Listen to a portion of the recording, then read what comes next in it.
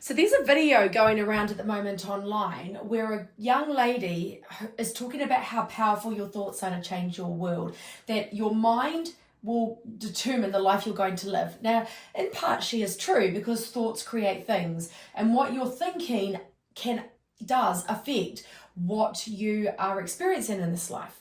But where do your thoughts get created? Like, what drives your thinking, negative and positive? There is a big piece in her video that is actually missing that I want to talk about here. And it is not about what your thoughts are, it's about your frequency. Because your frequency is your currency. Now, what do I mean by that? The biggest determinant of what is going to show up in your life is not what you think about what you're creating, but what you feel about what you are creating.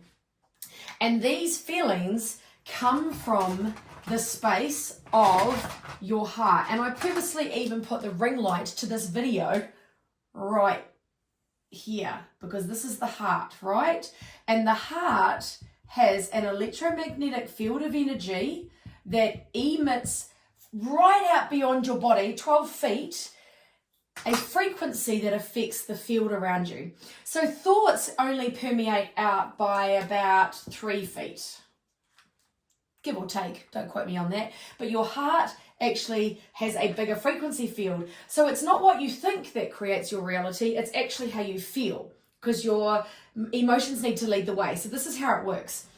Every emotion has a frequency. If you haven't seen my video on the frequency of emotions, the scale of consciousness, go back and have a look. It's on the feed. But what you want to be looking at is these two main emotions here. When you're in the energy of emotion of frustration, it looks like this. If you were to look at it like a seismograph, frustration is a very discontinuous, it's a very jagged, it's a very rough frequency because it's low density emotion. Now, if there was a line of potentiality that each emotion could, work through, you would find that frustration sits here. And it only passes through here every so often. This is your line of potential.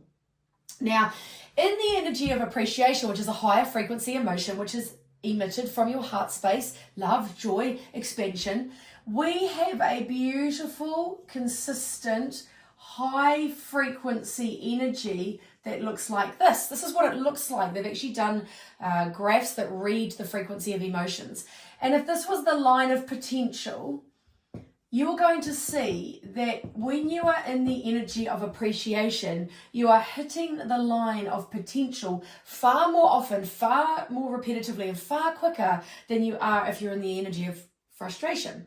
So these two emotions are emitting out. Now, interestingly enough, frustration tends to be tied into ego thoughts and experiences, whereas appreciation is connected to the heart. So now when you are now emitting, because you are you have the ability to emit this emotion, you are also emitting it outwards into the field of energy, and everything in the field is responding to how you're feeling. So if I want more money, but I'm frustrated about money, then you're actually blocking money, because money is actually the abundance of love and joy and greater experience and freedom and all those good feelings. So in order to attract more money, you need to be feeling good and appreciating what you already have.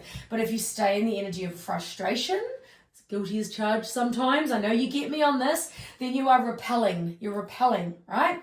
Now, what happens though on a biological level is when you are in the emotions of appreciation, you're creating what is called coherence. And coherence is when the heart frequency sends a beautiful frequency up into the mind, the ego. You become more solution focused, you become more positive, more trusting, more excited, more expansive, because the frequency of appreciation, love, joy, and all the other high-end emotions, high expansive emotions, are beautifully floating up into the brain. And it has been proven by the Heart Math Institution, 40 years of research, that your brain neurology, your brain neural pathways are affected by the emotions that you feel. So you're not just putting out a frequency, you're sending a frequency up into your neurology. But in the flip side to that is when you are in the energy of frustration, this is shutting down, you're not emitting as much, and the jagged response that goes to the brain leads to muddled thinking. I won't even do that on that side. It leads to muddled thinking. It leads to overwhelm, lack of clarity, and all the things.